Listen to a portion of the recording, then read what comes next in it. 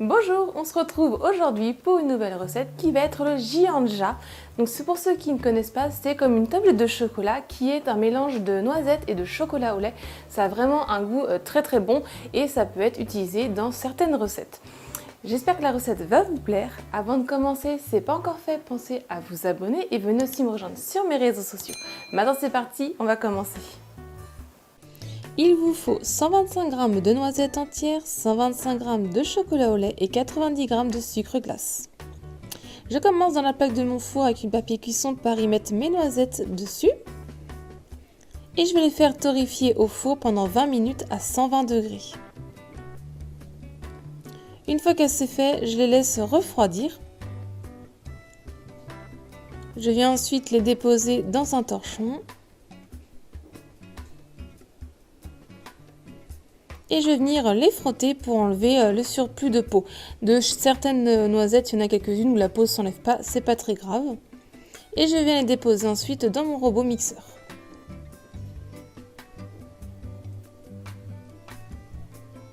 J'y ajoute le sucre glace par-dessus. Et je vais venir avec mon robot mixeur donc mixer. Alors au début, on va mixer par petits à-coups pour pas trop le faire surchauffer. Je vous conseille d'avoir un robot mixeur assez puissant. Et ensuite, on peut mixer jusqu'à obtenir un mélange crémeux. Donc le mien, il a rendu l'âme. Donc vous allez voir au cours de la vidéo que je vais changer de robot mixeur. N'hésitez pas entre-temps à mélanger un petit peu, à racler les bords.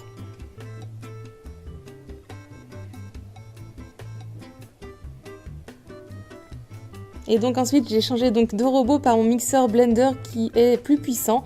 Et j'ai obtenu donc mon mélange crémeux. On fait fondre le chocolat au lait au micro-ondes et on vient l'ajouter dedans.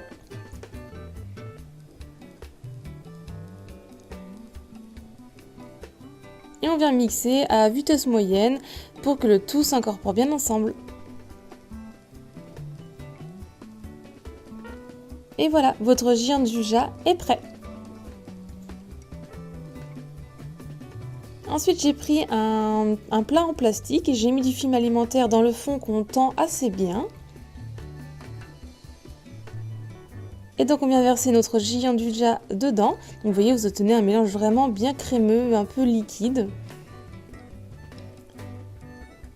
Ensuite, je viens refermer de film alimentaire par-dessus au contact.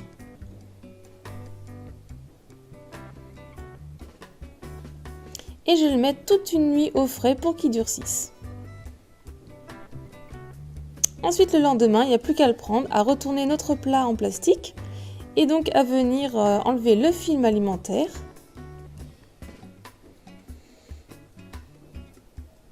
Après, si vous le souhaitez, vous pouvez très bien le faire dans un moule à tablette si vous avez. Et ensuite, on vient donc découper des formes de tablettes de barres en chocolat.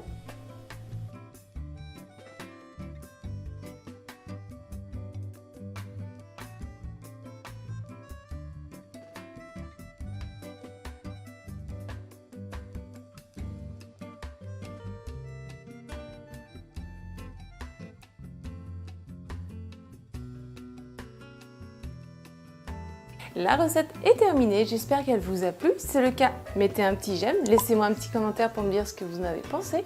Si vous la reproduisez, partagez-moi ça sur un de mes réseaux sociaux. Si ce n'est pas encore fait et que vous aimez mes vidéos, pensez à vous abonner et activer la petite cloche pour ne pas louper les prochaines recettes. Si vous voulez avoir d'autres recettes, je vous cliquez sur le côté et moi je vous dis à très vite. Bye!